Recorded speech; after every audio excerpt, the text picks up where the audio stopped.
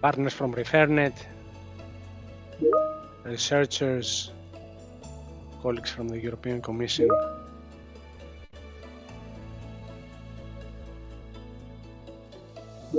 We're getting there, 160 external participants. Going well. We still have another minute.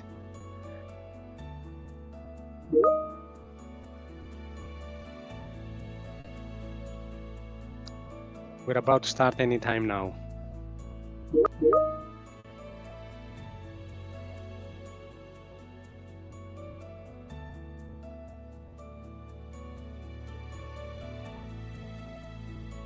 Very good. So it's 2 o'clock Central European Time. Let's start our meeting.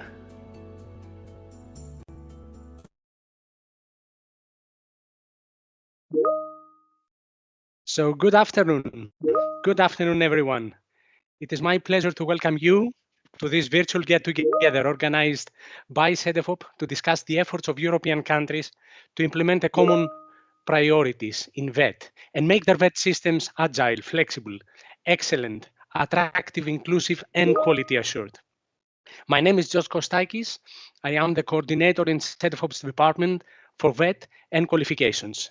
A few words about Cedefop, because we have many people outside our normal partners. Cedefop is the European agency that supports the development and implementation of VET skills and qualification policies. From our premises in Thessaloniki, this is in Greece, we work closely with the European Commission, the member states, social partners, trade unions and employers organizations, the civil society and other VET stakeholders for the whole of Europe. In today's virtual get-together, you're joining us from about 70 different countries, most of you from Europe, policymakers, researchers, training providers, some from neighboring countries, but also from other parts of the world. So I'd like to give a very warm welcome to everyone. I'd like to start with some housekeeping rules, as we do in every event, and we will see them on our screen anytime now. Very well, thank you, dear colleagues. So, as you may have noticed, cameras and microphones are disabled throughout the meeting, but we will interact with you using the Slido, and I also invite you to ask your questions to the speakers in the chat. We will use them in the questions and answers section that will follow later on. But I also invite you to spread the word of what we are discussing today in social media channels using hashtag VET national plans, hashtag ReferNet, tagging Cedefop wherever you do so. This event is being recorded and it is live streamed so that those who could not join us today can watch it later on Cedefop's YouTube channel. And last but not least, at the end of the event, we will ask you to take 2 minutes to complete an evaluation form. At Cedefop, we take continuous improvement seriously, and your opinion matters to us. But with that, I'd like to come back to the actual topic of the event and give you a little bit of a context, a little bit of a background. We decided to organize our event in a very good moment on European cooperation on vocational education and training, the so-called Copenhagen process. Just last month, ministers for vocational education and training, employers, trade union organizations, and VET providers, they endorsed the Herning Declaration during the Danish presidency on attractive and inclusive VET for increased competitiveness and quality jobs. We will talk about that even more later on. This declaration sets the common EU priorities in VET for the next 5 years. So today, we would like to present to you the results of our analysis, of Cedefop's analysis, on how countries have been implementing the priorities agreed in the previous policy cycle, and also look ahead in what is ahead of us, what are the priorities that we will continue working on. 2 documents defined the common European priorities in the year 2020, the Council recommendation on VET and the Osnabrück Declaration. These 2 documents confirmed, actually reconfirmed Cedefop's role and the important mandate to monitor the implementation of the common EU priorities at national level. For this work, we are accompanied by our sister agency, the European Training Foundation, another European agency in Italy, who analyzes developments in the candidate countries. In the response to those documents, countries have set ambitious national plans to modernize their VET systems. But let's take a couple of minutes to discuss what will happen in the next 1 hour and a half. We will take stock of policy developments that emerged since 2020 in EU countries, Norway, Iceland, but also in the candidate countries. We will discuss Cedefop's findings on the key achievements and challenges that countries face in this journey, and we will also share with you specific examples that we selected from different countries. I will be accompanied by my colleagues in the VET policies and systems team so that you actually meet the faces behind this work. You will see that we are a passionate team of experts that supports the development and implementation of the European Union policy on VET. We will hear about first-hand experience of Greece, and later on the European Commission will briefly update us on the new impetus set by the Union of Skills Initiative and the renewed priorities agreed in Herning. We will close the virtual get-together with a question and answer session, providing answers to any questions you may be raising during the chat, during the first hour in the chat. But for now, this is all about the context and the background. I'd like to ask my colleague Irina Yemelianova from Cedefop, from the VET Policy and Systems team, to join me and explain to us in more detail Cedefop's work on monitoring and analyzing the progress that countries are making in implementing the common priorities in VET. Irina, thank you for joining us. Welcome. The floor is yours. Thank you, George. Thank you, everyone. We are really happy to have all of you in our event, and I hope you will get a lot of information. Most of it you will find useful. You will follow up with us on our work. But before I start speaking about our work, I would like all our participants to boost our discussion a little bit with some infusion of your opinion, and take a Slido vote. So use your mobile phone to scan the QR code which you see on the screen, and follow the link which is, I hope, is posted in the chat, to cast your vote to say what is the top priority for vocational education and training in your countries.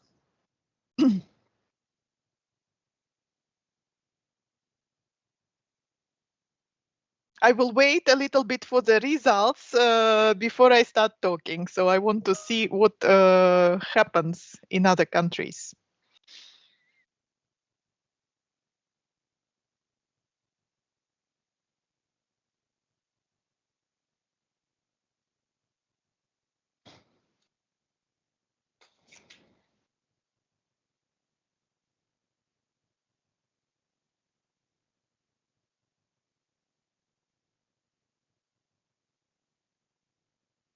Okay, I see the votes are arriving, and there is an interesting picture going on.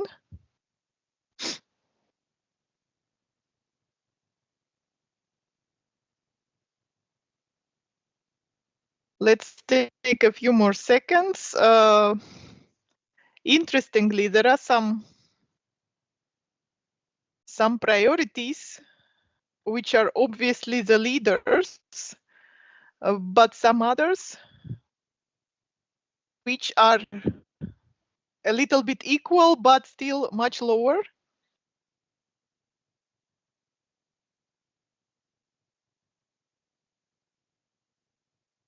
Okay, we have exceeded 100 votes. This was our foreseen plan or threshold so that we can start discussing.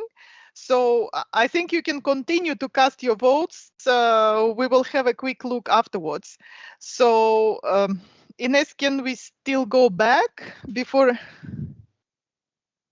Yes. So the results of more than 100 votes show us that the winner of the top priority is adapting VET to the labor market needs, or the priority which is called making VET systems agile. And actually, it's very much in line with our findings and with the situation of implementing EU priorities in the current policy cycle. So this is also the top priority in most of the countries and among the 6 priorities we are going to discuss. Next slide, Ines, please. Thank you very much for your votes. As I said, you can continue to cast your votes so that we also get more results and to see maybe something changes after more people vote. So now our work, Cedefop's work on monitoring and analyzing the implementation of EU priorities in VET in member states, Norway and Iceland. So it's a multifaceted process. It has several inputs and it has multiple outputs, of which you will hear later during the event. As Yorgos pointed out, in 2020, 2 documents, the VET recommendation, the Council recommendation on VET, and the Osnabrück Declaration set, let's say, 2 sets of priorities, which have been aligned and which we monitor in an integrated way. So to say, we monitor the implementation of the 2 sets of priorities as one. And countries set their national implementation plans, already mentioned to this, with a number of measures. So each country selected a set of priorities which they want to follow, and they also planned different sets of measures. In fact, we had the number of measures from 5 to 38, and I would say there is no average number because countries really worked on their agendas. Then Cedefop collects annually data from the ReferNet, which is our network of expertise in all member states, Norway and Iceland again, regarding policy developments, which inform about the implementation of the measures set in the national plans. All this information on policy developments is available in our online timeline of VET policies in Europe. You will hear again about it more, but it allows you in this database, you can actually find policy developments related to each of the priorities. So in addition to the annual reporting in 2024, we collected views from the national VET stakeholders, 240 interviews almost, and we have been very satisfied, so to say, that the interview findings largely confirmed our findings from our analysis, from the reporting. So, and here, after all this data is collected, Cedefop does the analysis according to its thematic framework, which is aligned to the European priorities. And in the analysis, we look for the progress, for main trends, for achievements, for challenges. Afterwards, we report to different kinds of stakeholders, to European and national stakeholders, and to the general public with our multiple products, of which you will hear again later. And now, with the new set of priorities, we align our analytical framework with the new set of priorities. And it's a cyclical work. That's why Yorgos George referred to policy cycles. So it comes in cycles. Next slide, please. And now I will give you really a brief, next slide, please. So a really brief overview of the main trends that we have observed in the current policy cycle. So regarding the progress, we observe steady progress on the implementation of EU. Sorry, step back. We monitor and analyze by the priority, and we do not assess individual countries, let's say, implementation for the moment. So go back to the next slide. So we have been observing a steady progress from design and planning phases in 2021 to steady implementation in the current years, let's say. So And the reforms, of course, they need momentum and they need time. So the countries moved really from designing to the focus on implementation, getting stronger and stronger every year. So we also have observed that measures address multiple priorities. The priorities are interrelated. So if you aim at achieving attractiveness, you might also touch upon other priorities such as inclusiveness. You will also hear it from my colleagues. Regarding the achievements, we have seen, let's say, strong, I have it on the slide, strong progress, but it's actually stronger progress in the area of agile, flexible, and excellent VET. We also see less progress in inclusive, attractive, and quality assured VET. I'm not going to go into detail what we mean by this. It's just that there are less countries, there are less measures, and some things are just starting. For example, if we refer to graduate tracking, this is a new concept. So, and also the progress of implementation differs by priority. Our monitoring outcomes, they show that some priorities report more developments than others. And it's also, as I said, it's important to consider that one measure refers to several priorities. I mentioned already that, for example, by trying to achieve attractiveness, you might need measures related to flexibility, to inclusiveness, and also to excellence. So far, and we have seen very strong positive developments in such areas which you see on the slide, but it concerns modernization of its standards and curricula, reskilling and upskilling, lifelong learning lifelong guidance, embracing digitalization and technology, including AI, which is very much in the focus of VET discussions and VET programs. And also stakeholder involvement has been a consistent priority for many countries in the last years and still remains a challenge.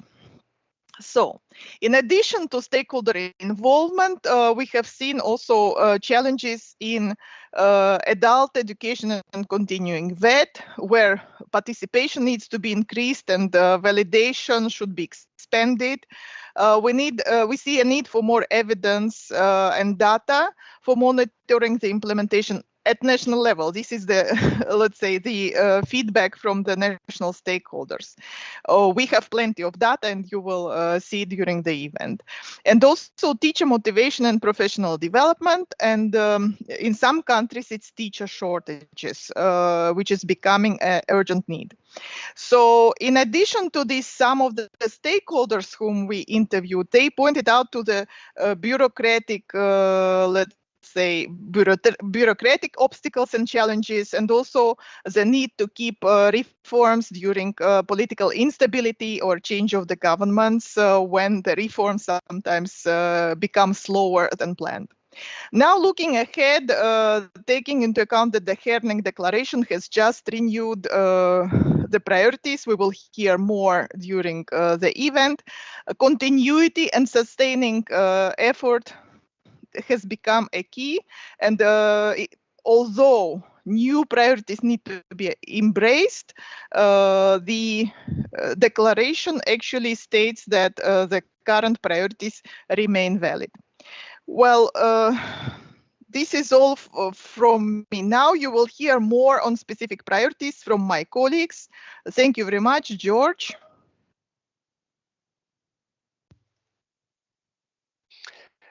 Thank you, Irina. Thank you for giving us a glimpse at the amount and the depth of the work that our team is doing. And as you mentioned, we rely strongly on the information provided by ReferNet. But what is ReferNet? My colleague Ioannis Katsikis, the ReferNet coordinator, is here with us today.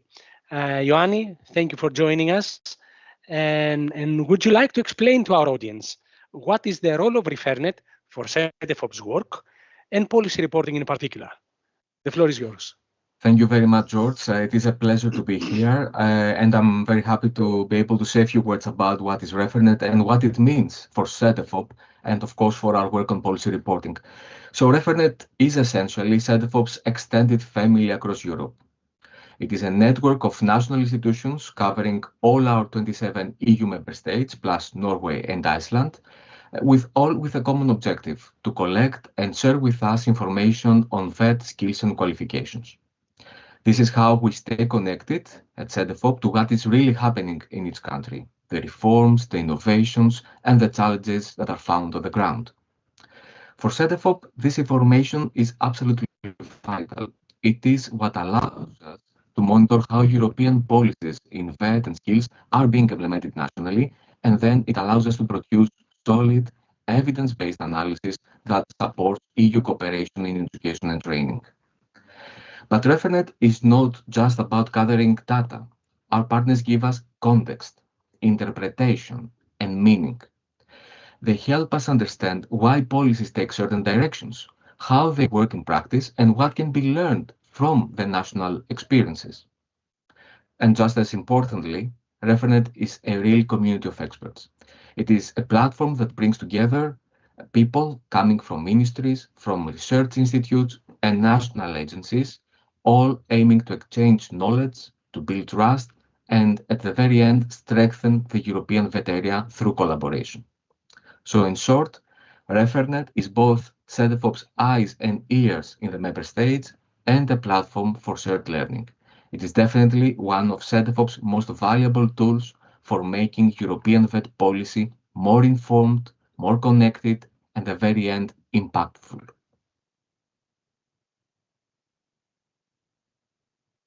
That goes from me. Back to you.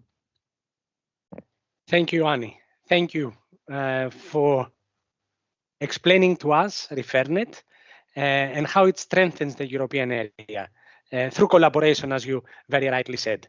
Now it is time to present the findings of our analysis, the progress that countries have made in addressing the main priority areas of the current policy cycle, the ones actually that you voted earlier on to make VET agile and flexible, excellent and inclusive, attractive and quality assured. For that, I would like to start with the first one, my colleague Ines Sanza-Gonzalez. And welcome, Ines.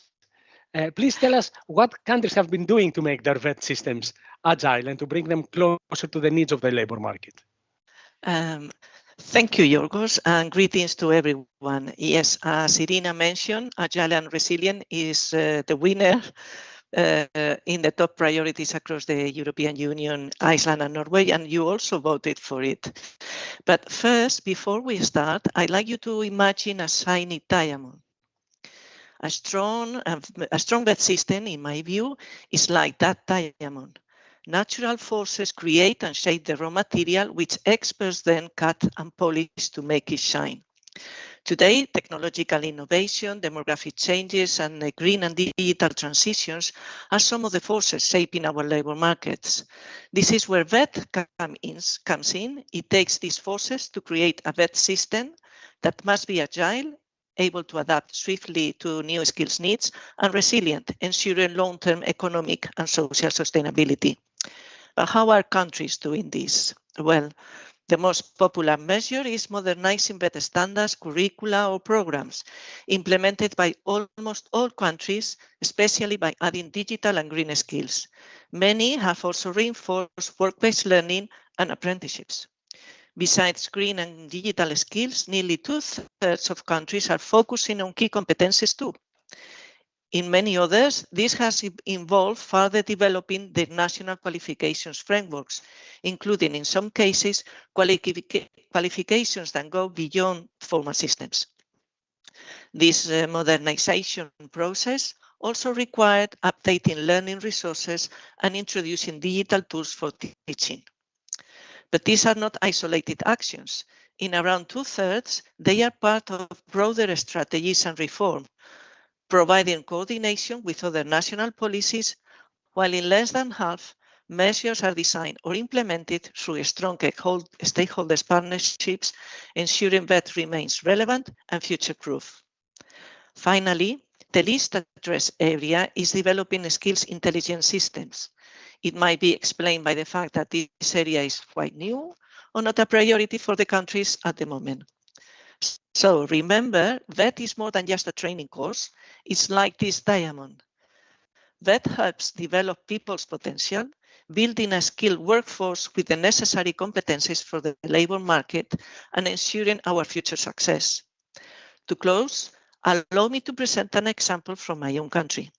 Spain launched a plan to modernize vocational training by updating occupational standards and developing new ones to address the twin transition, by introducing modules on sustainability and digitalization into all VET programs, and by reinforcing dual vocational training, among other measures.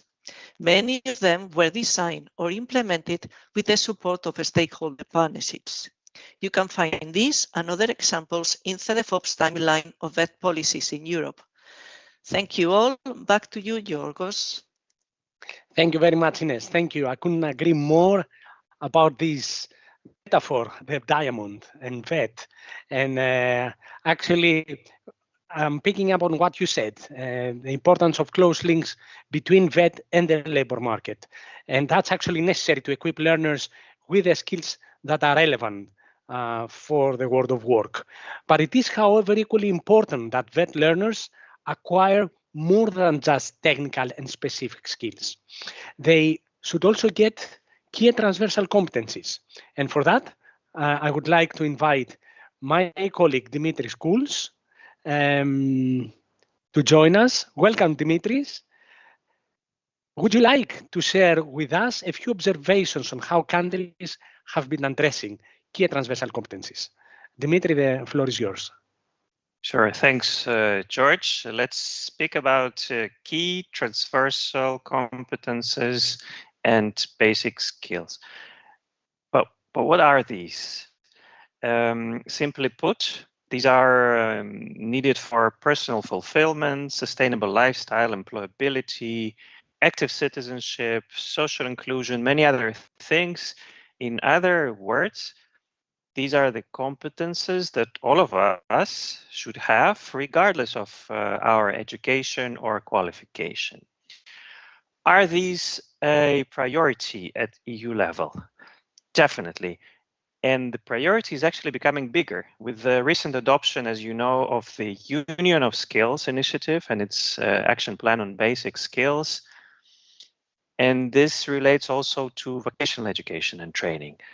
As you know, and it has already been mentioned today, the successor of the Osnabrück Declaration, the Herning Declaration adopted a few weeks ago in September, it actually emphasizes the need for basic and transversal skills, specifically in IVET and specifically in VET. Now, what about the progress in the past few years? The number of countries implementing key competences in VET has increased. Good news. By 2024, 21 countries have been implementing 58 measures, quite a few, I must say. And almost half of these measures showed either significant progress or have been completed, according to our analysis. How is implementation happening? Mainly through curricular updates, training regulations, strategies, supporting projects with more funding. And this includes, for example, more modular approaches, mobility, guidance, and cooperation with general education. Key competences are also increasingly becoming another part of VET, continuing VET. And this happens through broader national strategies for inclusive learning and upskilling. The most addressed key competences are, if I can mention those, digital, STEM, literacy, and entrepreneurship. Less so, for now, citizenship and sustainability. I will conclude with an example from the Netherlands that you can also find on Cedefop's online tool, which we call the timeline of VET policies in Europe. And it is about the 2022 Master Plan of Basic Skills that actually introduced quite a comprehensive reform in VET, in order to address declining proficiency in the Dutch language, the mathematics, citizenship, and digital literacy. How? By strengthening curricula and examinations, investing millions and millions of euros annually in teacher training, providing free learning materials, and establishing monitoring systems to ensure that all students, all graduates have essential skills that we all need, as I have already said. Thank you, and back to you, George. Thank you, Dimitris. Thank you for explaining how key and transversal competencies accompany learners throughout their lives. I'm happy to see also a little bit of movement in the chat. Some participants are already raising their questions. Happy to see those and discuss them later on all together. But now I'd like to proceed and reflect how can we make sure that VET provision meets the requirements expected by the different actors and it produces the intended outcomes. And for that part of the discussion, I would like to invite my colleague Anthi Kyriakopoulou to join us. Welcome, Anthi. I'd like you to tell us what has been happening in countries to strengthen quality assurance in VET. Anthi, the floor is yours. Thank you, George. Quality assurance in VET is essential for building trust, consistency, and transparency across the diverse systems in the European Union. It guarantees that qualifications remain relevant to global labor market demands and rapid technological changes and can be transferred across countries. A comprehensive EU policy framework has consistently stressed the importance of quality assurance in VET over the years, with the Council recommendation on VET making it one of the 6 priorities. Half of the countries set it as a priority in their national plans to further develop their national quality assurance systems. The implementation of quality assurance has seen significant progress. A key trend is the adoption of new strategies and legislation that address both IVET and CVET, bringing these 2 subsectors closer together in a changing landscape in VET. Countries are strengthening self-assessment by VET providers while developing also external evaluation processes.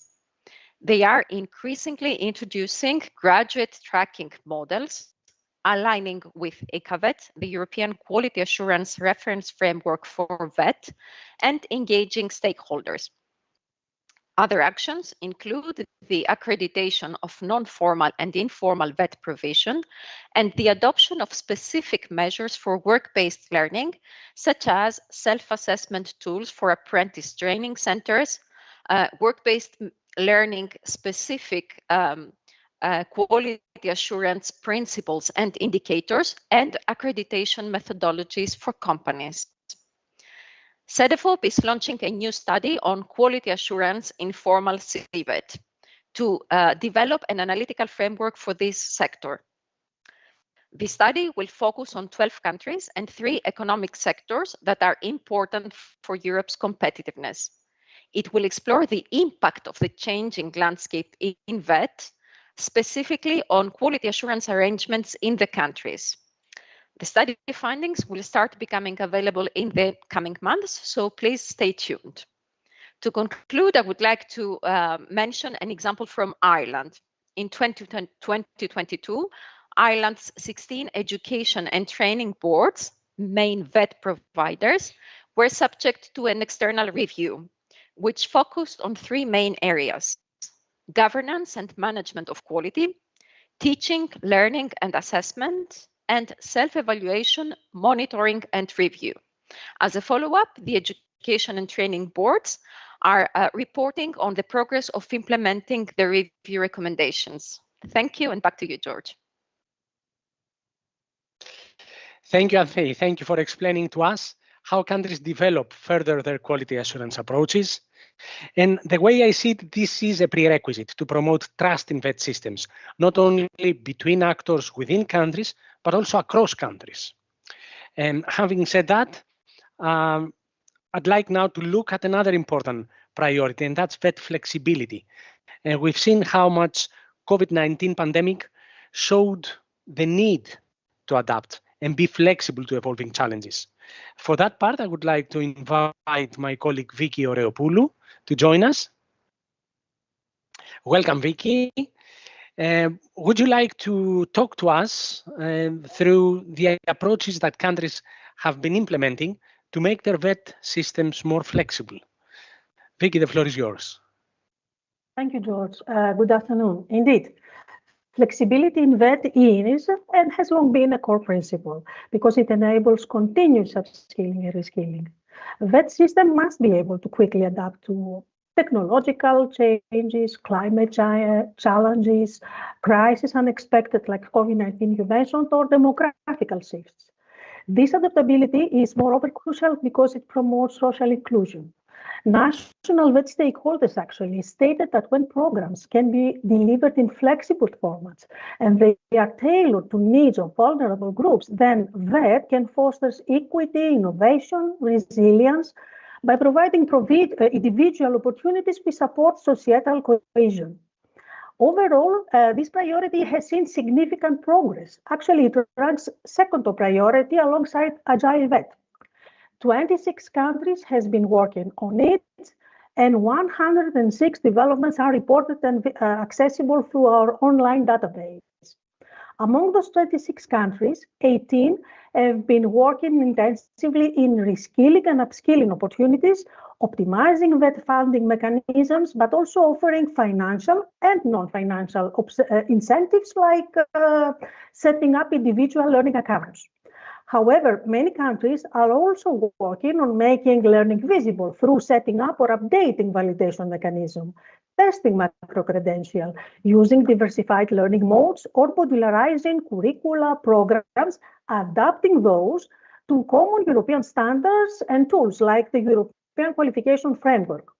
I will give you two examples of how national vet system can adapt to new socioeconomic realities. Cyprus, on the one hand, is aligning IVET and higher education with labor market needs through reforming the curricula, setting up graduate tracking, and delivering employer surveys. On the other hand, accredited public higher vet programs at tertiary level deliver and offer in-demand specializations aligned with the needs in the economy. Actually, graduates reach results show that we have 100% employability 6 months after graduation. This is important. The growing network of public vet centers spreads around the country. On the other hand, we have France that has been implementing vet and lifelong learning comprehensive reforms. This resulted in the offer of skill-based set qualifications. That means that can be achieved gradually either through the school path or later on in life by re-engaging in individualized lifelong learning pathways. Moreover, there are business liaison offices in vet schools to support skill matching in the local economies. We have to mention also that apprenticeships expanded in higher education, bachelor and master levels by 20% and then 10% in 2 consecutive years. And I will finish by saying that, let's say, 100 million people has been certified in basic digital skills through a free and online public platform. These, George, are examples that highlight how flexible systems can deliver tangible results. Back to you. Thank you, Vicky. Thank you for presenting to us the key trends in strengthening lifelong learning. And it's definitely essential to help actually all individuals quickly adapt to the current challenges and remain employable. However, special attention must be given to people that are most in need for up and reskilling, and to those who face difficulties in accessing and pursuing vet. And for that part of the discussion, I'd like to invite my colleague Silke Gadji to join us. Welcome, Silke. Would you like to tell us what EU countries are doing to make their vet systems inclusive? The floor is yours. Thank you, George. Yes, sure. So with inclusive vet, countries actually aim to guarantee that all individuals have equal opportunities to access quality education and lifelong learning. This inclusive approach particularly targets vulnerable and underrepresented groups such as people with disabilities, migrants, ethnic minorities, those with low skills or low qualifications, and individuals from disadvantaged socioeconomic backgrounds. So since 2020, a total of 21 countries have reported measures to enhance inclusiveness in VET. So however, compared to other priorities, these measures have shown only limited progress, highlighting the need to continue current efforts while also implementing additional actions. What do countries actually do to enhance inclusiveness in VET? They focus mainly on increasing access and participation of vulnerable groups, facilitating transitions from education or unemployment to employment, combating early school leaving, and promoting gender equality. The main approaches to reach these focus areas are to offer modular training and flexible learning pathways that enable learners to progress at their own pace. Then also to raise awareness and offer targeted counseling and guidance measures. They remove economic barriers and offer financial support schemes. And last but not least, they also strengthen their offer of professional development for teachers, allowing them to better support learners with special needs and disabilities. The focus and approaches for making VET more inclusive varies across countries according to their national context. So, for example, countries with marked urban-rural disparities prioritize actions that address these regional inequalities. They may offer VET learners in rural areas where programs are limited the opportunity to participate in on-site training offered in other regions through online access. Then countries with large migrant populations prioritize measures for this group. Here we have an interesting example from Sweden, where a high number of migrants has arrived for several years, including many from Ukraine in 2022. That year, Sweden launched the establishment program, which targets immigrants with limited education. The program provides them vocational training with Swedish language courses and has significantly improved their language skills and also their prospects for further studies or employment. Of course, also this example you can find in our timeline online. Finally, I still want to mention that national VET stakeholders emphasize that inclusivity in VET is closely linked to other priorities, such as aligning VET with labor market needs and making VET more flexible and attractive. So these are our latest findings about inclusiveness in VET. Back to you, George. Thank you very much, Silke. I could not agree more that it is the duty of societies to guarantee that all individuals have equal opportunities to access quality education and lifelong learning. We should also create the conditions to bring more learners into VET, make it an attractive choice for individuals, a choice that opens not only to employment, but also further learning. It opens doors to them and doesn't create any dead ends. So talking about attractivity, I would like to invite Irini Monsela, my colleague from the VET Policy and Systems team.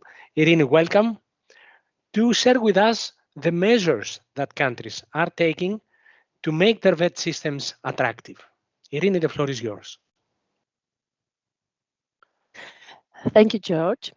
Attractive VET plays indeed a crucial role in motivating learners, teachers, and trainers, reducing early school dropout, and increasing participation in education and training. National stakeholders believe that VET becomes more engaging when its relevance and benefits are clearly demonstrated. Towards achieving this goal, a variety of approaches has been implemented across the EU countries working on this priority. The most popular strategy employed by 21 countries focused on advancing the attractiveness of the teaching and training professions, for example, through strengthening continuing professional development. However, it's interesting to look also other strategic approaches that were implemented. Having said that, let's continue with further popular measures. So next, we have measures on permeability between initial VET and continuing VET, general and vocational pathways, or academic and professional higher education. Then measures on promotion of strategies and campaigns for VET and skills competitions. Finally, measures on promoting lifelong guidance. And of course, we also have some areas on which fewer countries reported developments. For example, the promotion of mobility of learners and staff, and also the expansion of VET programs to higher qualification levels within the EQF levels 5 to 8, which are measures towards strengthening higher VET. Regardless of their popularity, measures in 3 areas, although implemented by fewer countries, have shown significant progress. These include enhancing the attractiveness of the teaching and training professions, promoting teacher and staff mobility, and expanding VET programs to EQF levels 5 to 8. In general, all EU countries have shown either some or significant progress across all areas mentioned, contributing to improved VET attractiveness. To mention one characteristic example, let me refer to Lithuania's efforts on permeability promotion. Since 2023, Lithuania has enabled lower and upper secondary general education students to take individual VET modules, aiming to make VET more accessible and flexible. This way, Lithuania helped general education learners to gain professional competencies without leaving their general education path. As a result, participation in VET was almost doubled. And with this final good practice example, I give the floor back to you, George.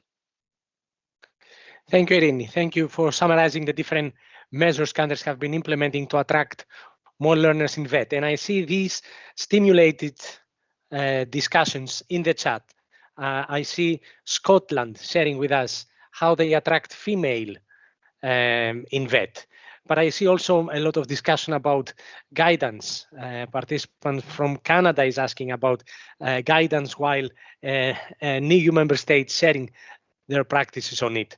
So that's exactly what we want to trigger with our discussions, with the results that we present to you, dear participants.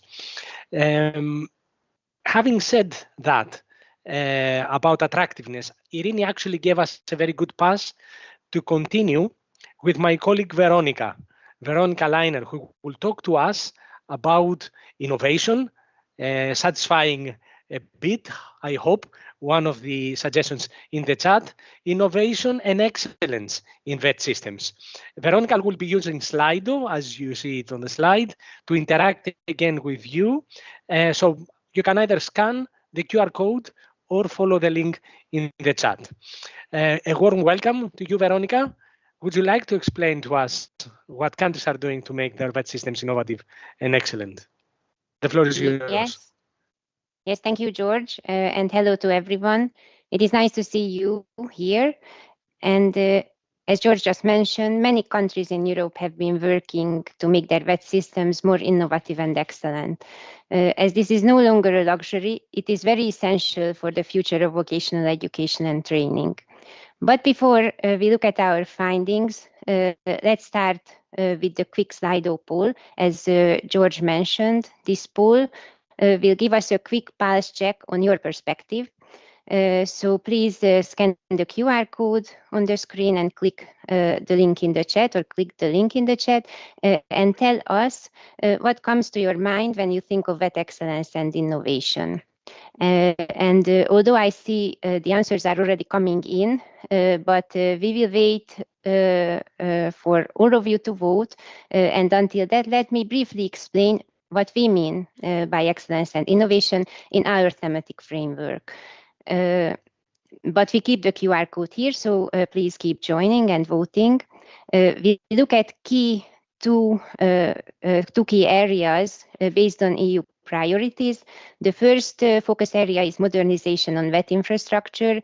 This includes digital upgrades, also the physical renewal of VET schools, and also making the infrastructure greener and more sustainable.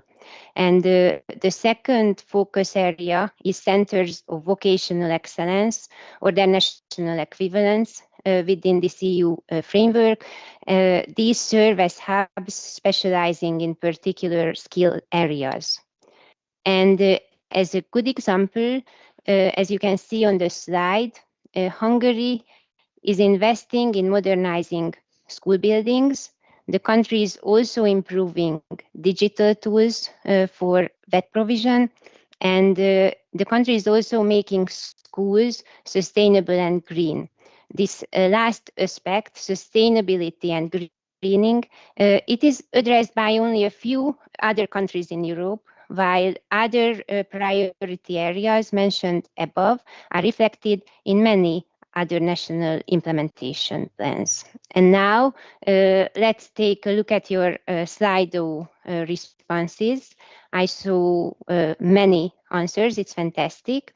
I see words such as STEM-focused vet systems, work-based learning, digitalization, infrastructure modernization, high-quality education. They are so small. So many of your answers, I can't even read them. It is also great to see how closely your ideas mirror the EU framework that we've been discussing. But you may also notice that the way we monitor excellence and innovation focuses on certain areas. Your answers, on the other hand, shows that excellence is much more rich. It's about also employability. It is also about modules. It is also about the future, the quality of life. And some of these aspects that you mentioned may not appear directly under our framework, under this priority, but they are covered under the others that were presented by my colleagues. And altogether, these are all part of the same bigger picture. So think of EU priorities as pieces of a larger puzzle. They are interconnected and they are overlapping. Together, they work to build a vet system that empowers learners and meets the needs of society and also, as we say, the needs of the labor market. Thank you very much for all your contributions. And with this, I give the floor back to you, George. Thank you very much, Veronica. Thank you. What I see on the slide, I see the need actually of cooperation between the world of education and the world of work. I see keywords like work-based learning. I've seen technology. I've seen digitalization. I've seen cooperation, partnerships. All that is necessary.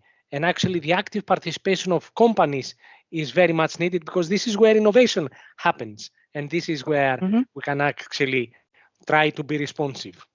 So partnerships are important. And they are essential, not only within countries, but also across borders. And for that, I would like to ask my colleague, Nikos Georgiadis, to join us and explain to us how countries broaden horizons for their vet systems. How do they cooperate internationally? How do they become mobile and share experiences? Nico, the floor is yours. Thank you, George. Good afternoon, dear participants. I'll start with practice, set the EU framework, and close with Cedefop vet mobility scoreboard. Across Europe, internationalization is widening, but recognition and staff mobility frameworks remain uneven. Two snapshots show the trajectory. The training abroad scheme from Denmark. It consolidates placements, embeds recognition in programs, and aligns mobility with the green transition and sectoral skills needs. And the VET Worldwide program from Germany, which complements Erasmus+. It funds global placements for apprentices and VET staff beyond the EU and strengthens provider-employer partnerships and outcome relevance. EU countries are using European and national tools to normalize mobility and broaden target groups, yet predictable recognition and systematic staff mobility still lag. The EU framework is set by the Council Recommendation Europe on the Move of 13th of May 2024. The recommendation raises ambition across sectors and actors, elevates staff alongside learners, recognizes physical, blended, and virtual formats, and prioritizes inclusion and sustainability. It also calls for stronger monitoring so countries can scale what works. Finally, the IVET Mobility Scoreboard is Cedefop's public policy monitoring tool that assesses whether countries create favorable conditions for outward mobility in initial VET. The method is qualitative and policy-focused. National arrangements are translated into comparable evidence presented via maps, scoreboards, and country features. It is a decision support for policymakers, providers, and mobility organizers, and not a participant hand count. Aligned with Europe on the Move, the scoreboard is being revamped to broaden coverage and track staff mobility and greener, more inclusive, and blended/virtual formats. Thank you. That's all from my side. George, back to you. Thank you very much, Nico. Thank you for updating us on the initiatives that also contribute to making VET an attractive choice through internationalization and mobility. Dear participants, we have shared with you a number of initiatives, policies, practical measures, what countries are doing to modernize their VET systems. All those are interesting examples. So where can you find all this information? Where can you get country-specific reports that Cedefop produces, but also comparative analysis on the key achievements and the challenges countries are facing in this journey? For that, I would like to call my colleague Aristos Theocharous. Welcome, Aristos. Aristos will explain to us how you can access all this evidence. Aristos, the floor is yours. Thank you, George. Cedefop offers a set of concrete tools and knowledge products to inform national and international VET stakeholders about our work. First, I would like to highlight our timeline of VET policies in Europe, which Irina has already mentioned. The interactive tool allows users to explore reforms and initiatives in detail across EU member states, Norway, and Iceland. One can easily track developments over time and identify good practices using various criteria. We also have the VET in Europe database tool, which provides contextual information on national systems and offers details insights into how VET is organized in each country. In addition to our policy briefs, we have our policy briefs published every 2 years, with the latest editions just released. They provide concise, evidence-based insights into each country's progress in implementing the national plans under the Council recommendations, the Osnabrück Declaration, and now the Herning Declaration.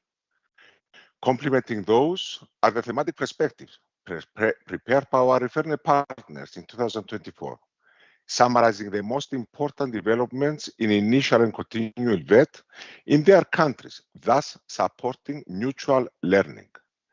I would like also to mention the recent joint Cedefop ETF policy brief, which summarized the policy developments from 2021 to 2025 in EU countries, Norway and Iceland, and the candidate countries, signaling the areas for work for the future. Finally, events like today's meeting are also an essential part to this effort, helping stakeholders gain knowledge and shape the future for vocational education and training together. Back to you, George. Thank you, Aristos. Thank you for giving our participants just a drop of the information we produce and how to access it. I invite you, dear participants, to follow Aristos' advice and explore our products. You can follow the links that my colleagues provided in the chat. And at this point, I'd like to give a very warm thank you to my colleague for presenting to all of us an overview of the developments that have been taking place in the countries to implement the objectives and the measures they set in their national implementation plans. And maybe you understand I'm already coming to the place where we will invite those who are actually implementing national implementation plans to share their experience, and this is Greece. We heard so many times of those national plans for VET. So to understand more about their role, I would like to invite Mrs. Olga Kafetzopoulou, the Secretary General for VET and Lifelong Learning in the Greek Ministry of Education in Greece, to share her experience from the development and implementation of the National Plan for VET. Very warm welcome to you, Olga. You can unmute your microphone and the floor is yours. Thank you very much, George. Good afternoon from Athens. Dear colleagues from Cedefop and dear participants, Greece's experience in preparing and implementing the National Implementation Plan for VET was a crucial step in translating European strategic goals into national reform. Our NIP, developed through inclusive consultation and linked to the strategic plan for VET and lifelong learning 2022 to 2024, which was foreseen by the VET reform law. So the NIP aligned national reforms under this law with EU objectives, notably the 2020 Council recommendation on VET and the Osnabrück Declaration.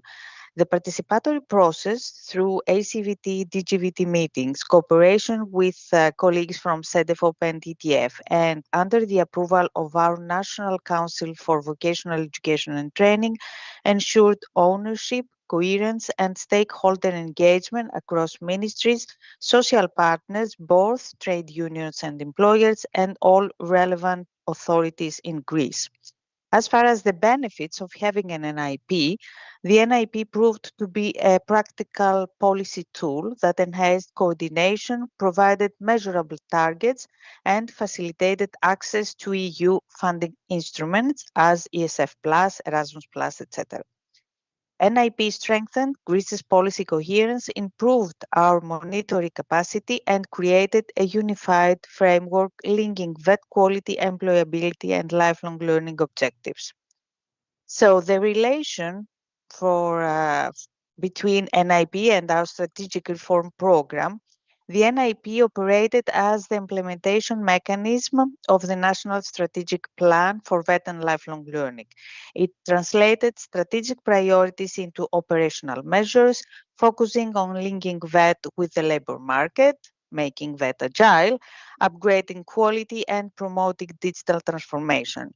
Its role complemented broader government reforms in education, skills, but also employment policies. What we have achieved so far, apprenticeship and work-based learning expanded, benefiting thousands of learners annually and improving school-to-work transition. Second, equally important, occupational profiles. So far, our national organization for qualification and for the national guidance has already modernized almost 250 occupational profiles. Digital transformation, a very crucial issue, also advanced with the National VET digital platform that we expect to present to all our Greek authorities next year, and upgraded the laboratory equipment in almost 117 laboratory centers. We have also developed new model vocational schools and thematic schools for higher vocational training. So we tried and succeeded to introduce excellence and innovation practices. Last but not least, we designed teachers and training upskilling programs with which we try to strengthen digital and pedagogical competence of our main crucial heroes, the teachers and trainers, I mean. Despite strong process, challenges persist in raising adult participation in lifelong learning and closing regional disparities. As far as the future, what we are going to do for our next NIP 2026 to 2030.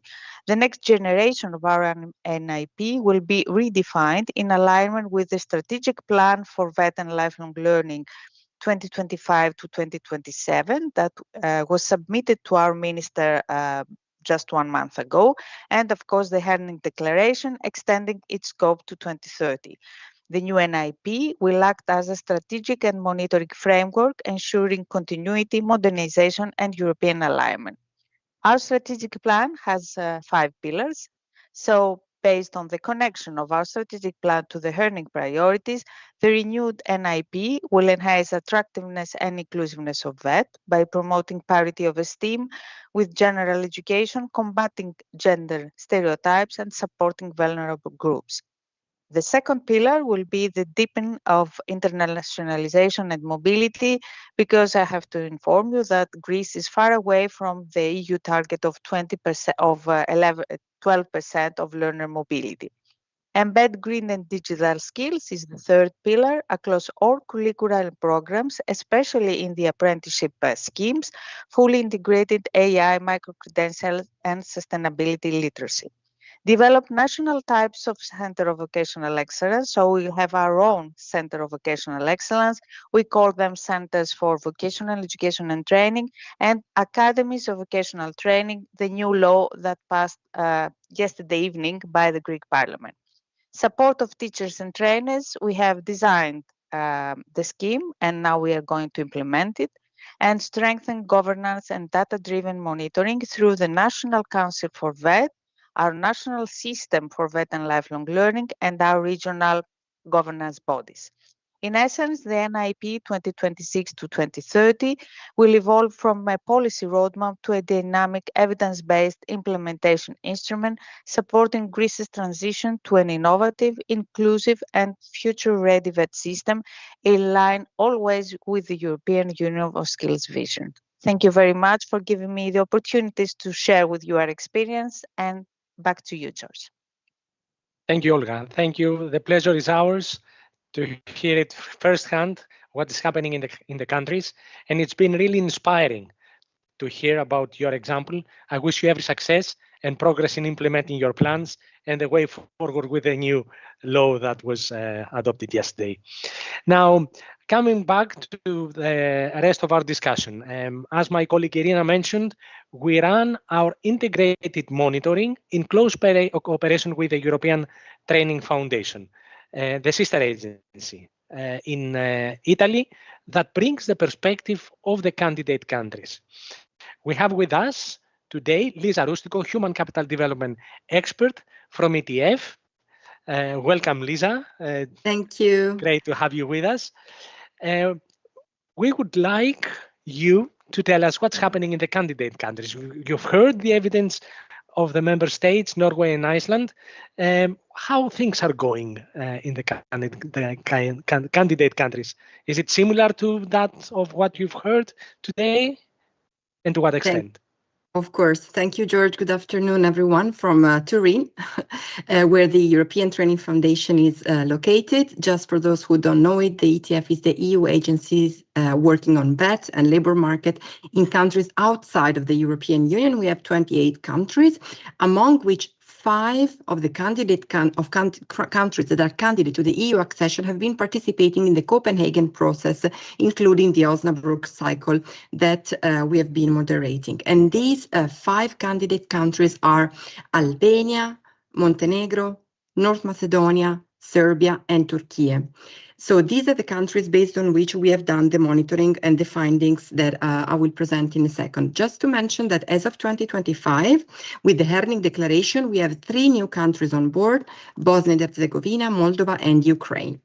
By the way, special welcome to participants from our countries, because I know that some of them are participating. So ETF has a mandate to monitor policy developments in the 5 candidate countries which participated in the Osnabrück cycle. And indeed, the ETF has been closely aligned with Cedefop since day one in terms of analytical framework, timing, analysis, a data collection tool. So there is alignment in the approach, but also in our findings. So to answer your questions, yes, there is overall alignment and there is convergence, but with due differences. Now, really in a snapshot, most of the policy developments that we monitored are in the EU priorities, agile and resilient VET, particularly modernizing curricula, with a strong focus on digitalization, somewhat less on greening, like in the EU member states. A lot of work has been done on work-based learning and strengthening partnership, multi-stakeholder dialogue, although in our countries, the involvement of unions is much less prominent. On flexible VET, we didn't have commitments in upskilling and reskilling, so the differences are not only in the results, but also in the commitments. In the latest years, we have developments in modularization, validation, but I must say that many of those are on papers, whereas implementation is just starting. Whereas we had some strong work on inclusiveness.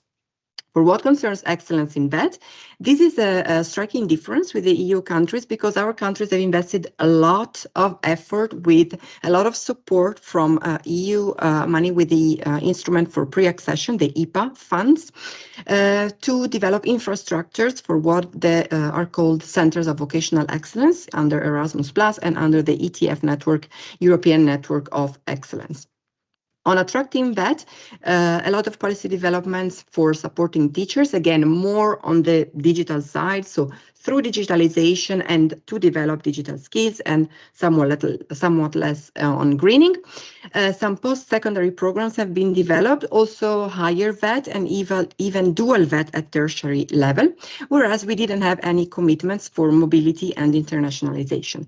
Quality is also very much prominent. We have developments in schools evaluation, for example, and participation in ECAVET activities. But I must say that some countries did not report policy developments because they consider quality as a cross-cutting, let's say, priority. So it's a result of policy developments in other areas also, as Anthi was commenting on. Our outputs, to conclude, the ETF publishes country reports every year in December, which summarize policy developments for the previous year, typically. And the 2025 country briefs will also have, let's say, a summary of the policy developments of the overall Osnabrück cycle from 2021 to 2025. Then we contributed to the joint policy brief with Cedefop, and we will also contribute with pleasure to the joint report that will come out in 2026. Thank you, George. Thank you, Lisa. It's a pleasure for us also cooperating with you. And thank you for sharing with us today your insights. It's true that our joint analysis shows that it's important to keep the momentum, to continue this effort and continue even some of those priorities is crucial for success for all those measures that already started. And they have an horizon of longer than 2025. As stated in the Herning Declaration, the objectives of Osnabrück remain valid beyond 2025. And about the priorities agreed in Herning, I would like to invite another dear colleague from the European Commission, and this is Jan Varhola, a team leader in DG Employment. Welcome, Jan. Great to have you with us. How does the Herning Declaration, Jan, affects the coordinated effort launched by the Council recommendation in Osnabrück?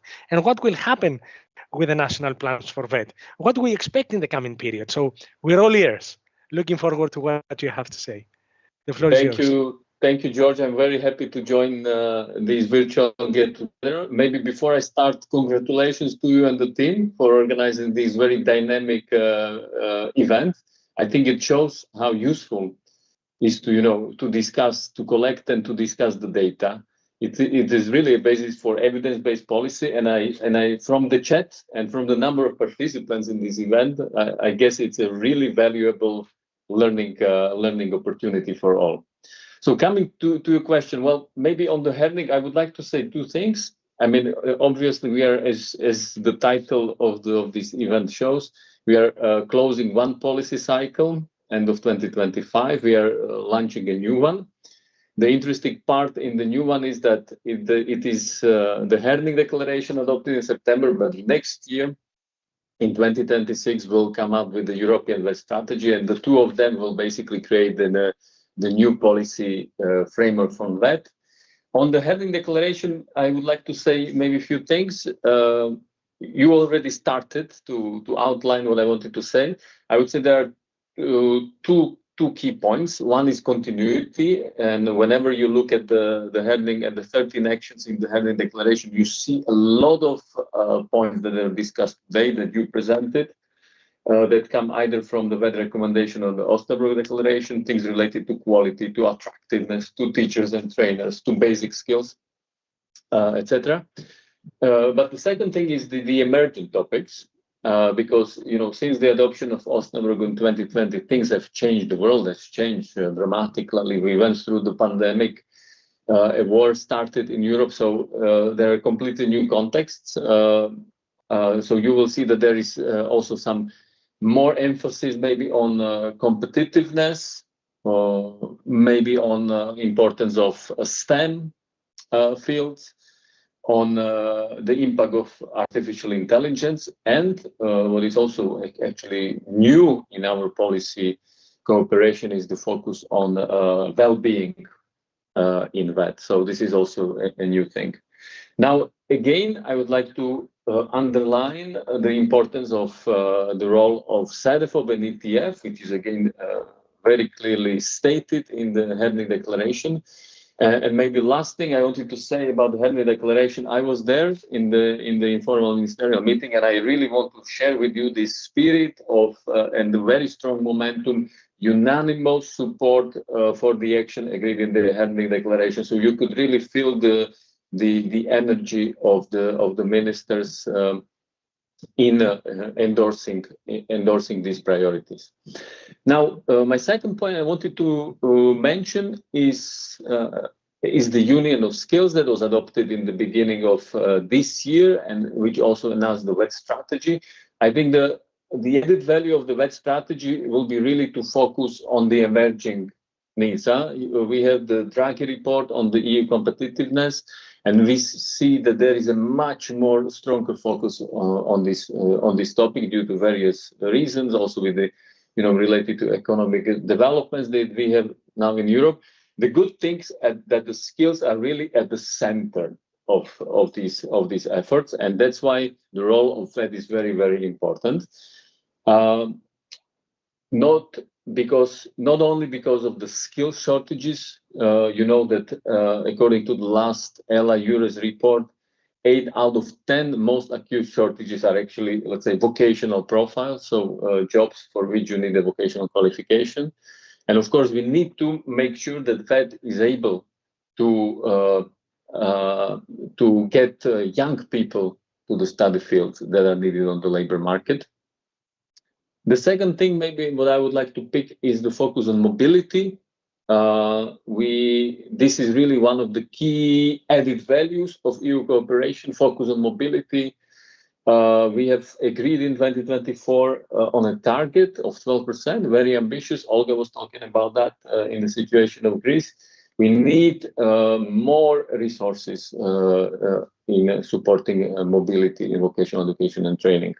Now, all of that will need funding, and here I come to my third point.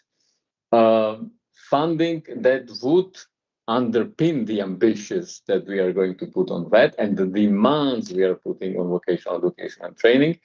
In the Commission proposal for the new multi-annual financial framework for the years 28-34, there are a number of novelties, a lot of investments proposed for the field of education, training, and skills, a strengthened Erasmus Plus program by 50%, a new European Competitiveness Fund, and of course now the revised former structural fund, now called National and Regional Plans.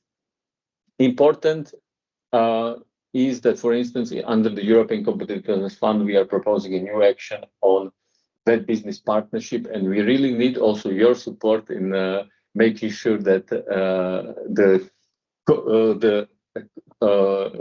budgetary authorities, that means the Council, the Member States, on one hand, and on the other hand, the European Parliament also put that really in the spotlight.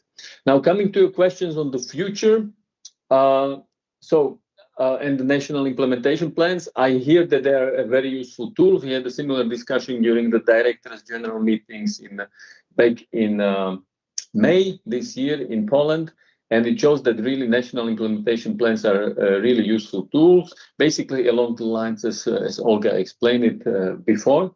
So we'd like to continue with that. Of course, we would like to finalize first the policy framework with the adoption of the VET strategy next year, and then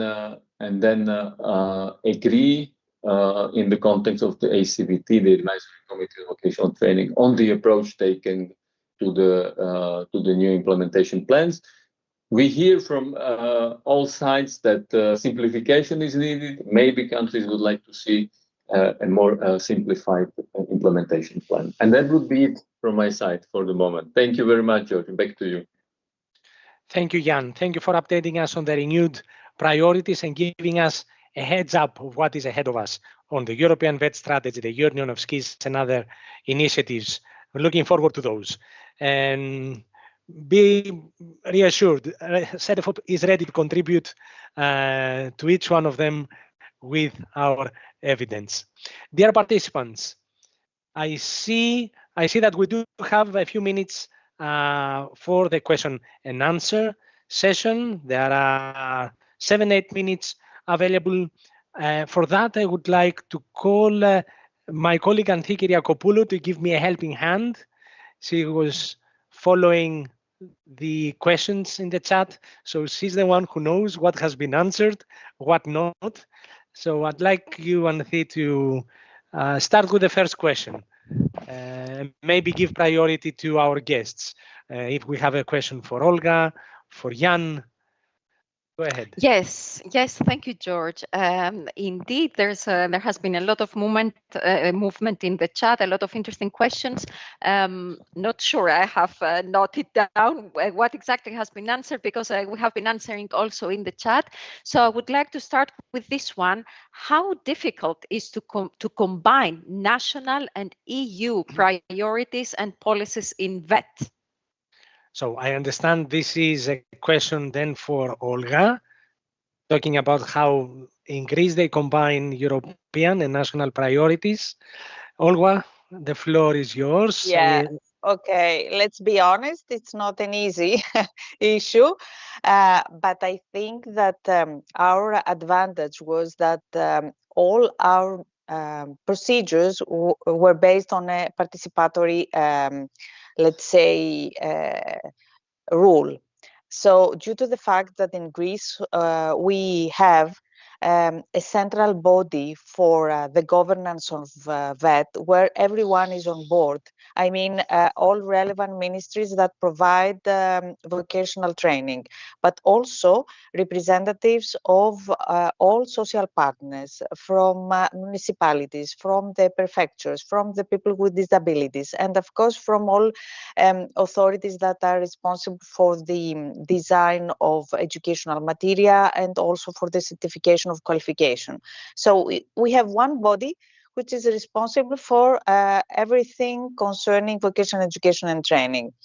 We were lucky because also the law was foreseeing the need for a strategic plan. So we had the national priorities on the one hand, and on the other hand, we knew all the European initiatives, and due to the fact that we are very active in all the fora, I mean DGVT, ACVT, we have great relations also with Cedefop and ETF. So we tried to put national under European priority. And it was a hard work, but at the end, I think that based also on the evaluation of the implementation of our NIP, it was a well done job to put, the common priorities in the national implementation plan. So I think that if I could give some key points, participatory design and everyone on board, but mainly keep national and European and find out which are the common lines, was made our job easier than expected. Thank you, Olga. I take that point, that importance of the participatory approach. We've seen that also in many other countries. Anthi, do we have more questions? Yes, I would like to move on to another one which has been touched upon, but there is still some room to discuss it. So how do the new VET strategy and the Herning Declaration fit together with the VET recommendation? All right, so that I believe is for the European Commission. Jan, would you like to take this one? Yes, sure, with pleasure. Well, in fact, the VET recommendation adopted back in 2020 was deliberately designed as a long-term policy document. So it really, member states in the council, they have agreed on reform principles that were meant to last for a longer period. And the declarations that are being adopted in the context of the Copenhagen process, 2020 Osnabrück Declaration, and now 2025 Herning Declaration, they're meant to complement these long-term strategic VET recommendation by more short-term or medium-term actions. So basically, this relation stays with the adoption of the recent Herning Declaration. So VET recommendation remains valid, and what we are doing with the Herning Declaration, we complement it to address emerging topics that are, changing now, as you see now in this dynamic world, basically every year. The VET strategy, as I said, will possibly look at topics that are really key to European competitiveness, trying to also contribute to closing the innovation gap, making sure that we address labor and skills shortages in Europe. Thank you very much, Jan. This is indeed very important, and we take note of it. We're looking forward to implementation of the next cycle. And theme, I think we have time for one last question. Let's try this one. You mentioned that the stakeholder involvement has progressed in the last years and still remains a challenge. Can you elaborate a bit more why this happens? This is a general question. Shall we address it to Irina? Irina, are you with us? Yes, I'm here. Would you like to take that for a minute? Okay, I'll try. It's easy and not easy to answer. So as I mentioned, stakeholder involvement has been a consistent priority in the last years. And really some countries reported that there has been a significant improvement in the active participation of stakeholders in VET-related issues, not only in the so-called like protocol or statutory bodies which have been being created in many countries lately, different skill councils, advisory councils, where the social partners and VET providers participate. But it still remains a challenge because maybe countries and ministries of education, for that matter, they want to see this involvement a little bit more. So what we observe, for example, that employers, they tend to voice their skill demands. They have a saying in developing revising occupational standards, curricula, in setting work-based learning, while trade unions, for example, they have more of like advocate role. They advocate learner rights, especially in the companies, quality of learning, access, equality issues.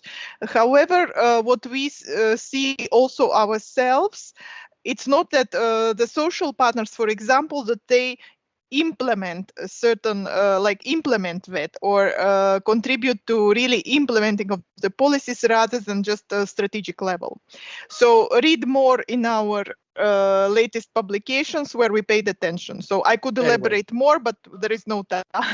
I know you could elaborate. You could talk about that the whole day, Irina, but we are at the end of our virtual get-together. Many thanks to you. Many thanks to our guests, to all our colleagues. It's time to wrap up. And before we close, I'd like you to take a couple of minutes for a short evaluation form. You will find that in the chat, the link in the chat. And for the closure, I'd like to give the floor to Irina Mandl, our new head of department, to close our event with a couple of words. Irina, if you're with us, the floor is yours. Great. Thank you, George. Yes, I'm here. I don't dare to give a summary of all the dense information that was provided. I think this would go beyond the few minutes that we still have left. Maybe just as one of the striking findings of the presentations today is that we do see clear progress in the implementation of the EU priorities regarding to VET at national level. But at the same time, it's also very clear that there's still room for improvements and that there are areas that we still need to work on in the countries, but also across the countries and at European level. And this, I think, was also confirmed in the Herning Declaration. As you have seen throughout the event, also through not only the presentations, but the messages in the chat, Cedefop has a lot of information available. I would encourage you to keep on following that. So not only to what is already published, there are a few more things in the pipeline, amongst others, a synthesis report on the progress the countries have made participate in the implementation of the EU priorities, but also country policy briefs on VET that soon will be available on Cedefop's website. And you can also here find a link in the chat. And last but not least, we will of course also continue with the policy development reporting that we are organizing through ReferNet, and you have heard how that works also in that meeting. And amongst others, you can see, for example, visualizations there also on the timeline on VET policies in Europe. So an easy way to follow is also to subscribe to our newsletter. There you will get notifications on any new publications. And with that, I try to close now the virtual get-together. Let me thank all our speakers, starting with Olga, Lisa, Jan, and all the Cedefop speakers, and also big thanks to our helping hands, the invisibly under the radar have organized a very smooth meeting. Just to name a few, there are Marilena, Maite, Annie, and the IT team of Cedefop. So big thanks for all the contributions. And last but not least, also, of course, many thanks to you as our participants, also for your very interactive contributions in the chat and raising questions that we can just then discuss jointly. All the material that was discussed today will be made available to you, so both the presentations as well as the recording, and you will receive the information where this is available. So thank you all and hope to see you again in some of the other Cedefop events. Thank you.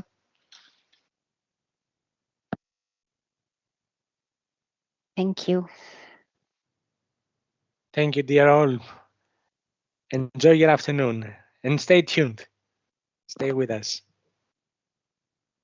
Thank you. Thank you. Bye-bye. Bye-bye. Thank you. Bye-bye. Bye-bye. Bye. Thank you.